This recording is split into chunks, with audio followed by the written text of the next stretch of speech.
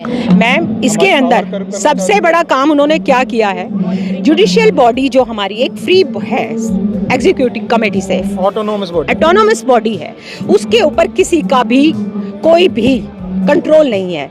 वो अपने राइट्स, अपने रूल सब खुद इंडिपेंडेंटली लीड करती है। आज गवर्नमेंट क्या कर रही है, try to capture that body also.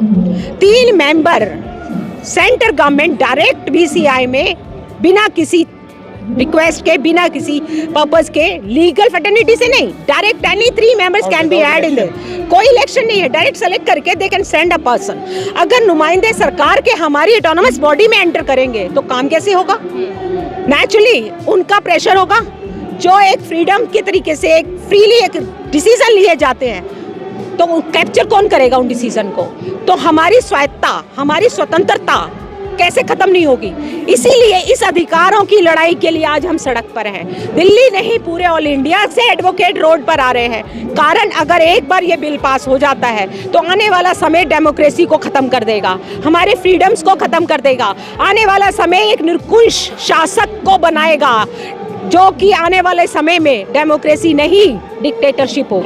Bill किस तरह से वकीलों से उनकी आज़ादी छीन रहा है, जैसा कि वकील संगठनों का आरोप है।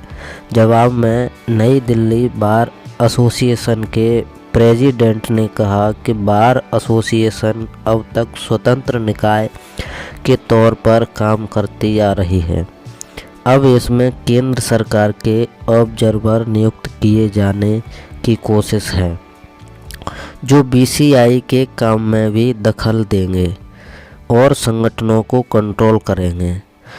दूसरा, हड़ताल वकीलों की फ्री वॉइस, अभिव्यक्ति की आज़ादी होती है और उससे उसकी इसी आज़ादी को छीन लिया जाएगा तो वो क्या करेगा?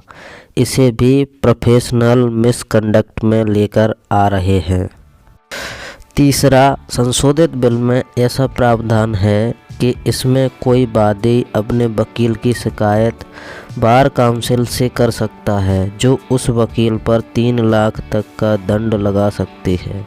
उन्होंने कहा कि इस तरह से प्रस्तावित बिल में और ऐसे कई प्रावधान हैं जो वकीलों के लिए घातक साबित होंगे। वकील नेता ने बताया कि इस मुद्दे पर उन्होंने बीसीआई के पदाधिकारियों से बात की, जिन्होंने उनकी शिकायत का समर्थन किया है। बातचीत से यह संकेत भी मिला कि दिल्ली के वकील इस मुद्दे पर अन्य राज्यों के वकीलों से भी समर्थन मांग रहे हैं। मैम, ये धमकी मिली है कि आज जैसे हमने सारे गेटों पे ताले लगा दिए थे, हमने क्लाइंटों को अंदर आने नहीं दिया, काम पूरी तरह से बंद है। जब तक ये कानून पास नहीं हो जाता तो बीसीआई ने एक लेटर निकाला है और उसमें ये कहा है कि जैसे क्लाइंटों को आने नहीं दिया गया है, अगर आप ऐसे करते हैं तो वकीलों के खिलाफ हम एक्शन लेंगे। तो हमें उससे कोई फर्क नहीं पड़ता, ना हम इनकी धमकियों से डरने वाले हैं। जब तक एक कानून, हम तो कह रहे हैं आप आए, ठीक है, आप आओ, आप में हिम्मत है तो आओ, तो सही बात तो सुनो। देखिए आप देखिए 10 साल में सरकार को देखिए, एक किसानों को रोडों पे लिया है, ठीक है, ये अध्यापकों को लिया है, वकील सबके साथ खड़े रहे, सारे धरनों में सब में आप देखेंगे, संसद से लेके या शुरू जब से देश आज़ाद हुआ है, हर लड़ाई में वकील ही रहे हैं आगे। उन्होंने संविधान की रक्षा की है और वो बोले तो इन्होंने सोचा वकीलों पे ही इनको ना कंट्रोल कर लो, जो सबके साथ खड़े होते हैं इनको ही इस काबिल कर दो कि इनके अधिकार का हनन कर लो, ये बोलने लायक रहेंगे नहीं। तो ऐसा नहीं है, जब हम सबको अधिकार दिलाते हैं, सबके लिए बोलते हैं, तो हम अपने लिए नहीं लड़ेंगे, हम अपने लिए लड़ेंगे। ये गलत फहमी में बैठे हैं। अभी तो ये जो चल रहा है आंदोलन बहुत शांति प्रिय तरीके से चल रहा है, और अगर ये हमें धमकी देंगे, कहेंगे, तो हम रोड होंगे, हम संसद में भी दिखाई देंगे, ये सब घरों से निकल भी नहीं पाएंगे, सारे रोड जाम हो जाएंगे और हम दिल्ली में बैठे। केंद्र सरकार ने अधिवक्ता अधिनियम 1961 में संशोधन का प्रस्ताव जारी किया है। इसके तहत वकीलों के हड़ताल करने पर रोक लगाने का प्रस्ताव भी रखा गया है। शुक्रवार को इसी प्रस्ताव के खिलाफ वकीलों ने हड़ताल कर दी। सुबह 10 बजे के करीब वकील जिला एवं सत्र न्यायालय में अपने अपने प्रकरणों की पैरवी के लिए पहुंचे। 10:30 बजे अभिभाषक संघ का संदेश मिला कि प्रस्तावित संशोधनों के खिलाफ हड़ताल कर दी गई। प्रकरणों में पैरवी करने के लिए वकील कोर्ट रूम में नहीं जाएं। वकीलों का कहना है केंद्र सरकार ने विदेशी फर्मों में काम कर रहे वकीलों के भी भारत आकर पैरवी करने की बात संशोधित एक्ट में कही है। वहीं बार काउंसिल में भी भारत सरकार के 3 प्रतिनिधियों को भेजे जाने का प्रस्ताव रखा है। खास बात यह है कि वकील कई सालों से एडवोकेट प्रोटेक्शन एक्ट की मांग कर रहे हैं। दर्जनों बार हड़ताल कर रहे हैं। उन्हें अधिकार देने के बजाय उनका हड़ताल करने का अधिकार भी समाप्त किए जाने का प्रस्ताव रख दिया है। संशोधन में एक नई धारा 35A पेश की गई है। इसके तहत अधिवक्ताओं का कोई भी संघ या संघ का कोई भी सदस्य या कोई भी अधिवक्ता व्यक्तिगत रूप से या सामूहिक रूप से अदालतों के काम का बहिष्कार या व्रत रहने का आह्वान नहीं करेगा। अदालत परिसर में किसी भी रूप में बाधा उत्पन्न नहीं करेगा। कोऑर्डिनेशन कमेटी के चेयरमैन जगदीप वत्स और सेक्रेटरी जनरल अतुल कुमार शर्मा ने प्रस्ताव जारी कर इसकी सूचना दी। इसमें कहा गया कि 20 फरवरी को हुई बैठक में यह फैसला लिया गया कि प्रस्तावित अन्यायपूर्ण, अनुचित और पक्षपाती एडवोकेट अमेंडमेंट बिल 2025 के खिलाफ वकीलों की हड़ताल 21 फरवरी और 22 फरवरी को भी जारी रहेगी।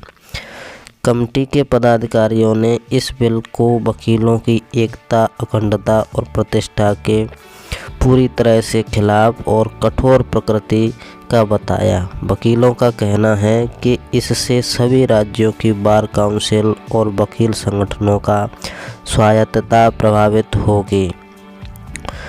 प्रस्ताव के माध्यम से वकील नेताओं की समिति ने न्यायिक अधिकारियों से इसमें उनका साथ देने और इन 2 दिनों में लगे मामलों में किसी भी तरह का प्रतिकूल आदेश पारित नहीं करने का अनुरोध किया। रोहिणी कोर्ट ने सख्त नोटिस किया जारी, यह देखते हुए कि हड़ताल के बावजूद कुछ वकील वीडियो कॉन्फ्रेंसिंग के जरिए अदालतों में अपनी हाजिरी लगा रहे हैं। रोहिणी कोर्ट बार एसोसिएशन ने गुरुवार को एक सख्त नोटिस जारी किया। संगठन ने अपने सदस्य वकीलों को हिदायत दी कि कोर्ट परिसर में कोई टाइपिस्ट, फोटोस्टेट और बीसी के जरिए कोई हाजिरी किसी भी मामले में दर्ज नहीं कराई जाएगी। नोटिस में चेतावनी दी गई कि इसका पालन करने में विफल रहने वाले वकील सदस्यों के खिलाफ कड़ी कार्रवाई होगी। ऑल ओवर इंडिया ये शुरू हो चुका है और ये बहुत बड़े लेवल पे जाएगा। अगर इन्होंने ये कानून वापस नहीं लिए तो हम डरते नहीं है किसी से, क्योंकि यहाँ पर हम जब पैरवी करते हैं ना, उसमें नेता भी होता है, डॉक्टर भी होता है, सब होता है, सबको इंसाफ दिलाते हैं। और ये लड़ाई जो है ना, वो हमारे इंसाफ की लड़ाई है। और इसमें हम अपील करेंगे आम लोगों से भी, जिनके लिए हम केसेस लड़ते हैं, कि वो भी हमारे साथ में आए, क्योंकि यहाँ पर हनन की शुरुआत हो चुकी है और वो सबका